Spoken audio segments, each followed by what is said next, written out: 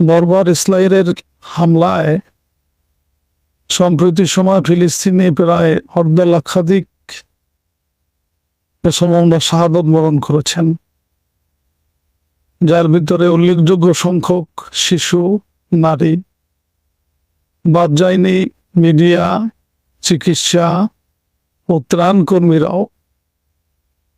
বর্বরচিত এই হামলায় বিশ্ব মুসলিমের আজকে রক্তক্ষরণ হচ্ছে। দেশ বিদেশে বিভিন্নভাবে বিভিন্ন উপায়ে এর প্রতিবাদও চলছে।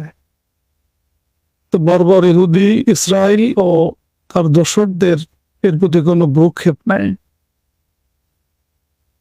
তাই জাতিসংঘ, ওআইসি ও আরব বিশ্ব সহ আন্তর্জাতিক সম্পর্কের প্রতি চাপ সৃষ্টি করে এই বর্বর হামলা বন্ধের লক্ষ্যে আগামী শনিবার 12 এপ্রিল রোজ শনিবার বিকাল 3টায় শাহবাগ থেকে মানিক অ্যাভিনিউ পর্যন্ত অনুষ্ঠিত হবে মার্চ ফর গাজা কর্মসূচি।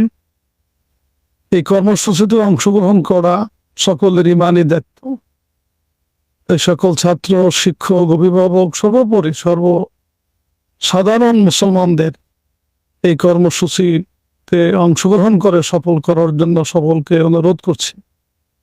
আল্লাহ তাআলা জালেমের হাত থেকে মজলুমকে আল্লাহ তাআলা রক্ষা করুক এবং আমাদেরকে ইমানি দায়িত্ব পালন করার তৌফিক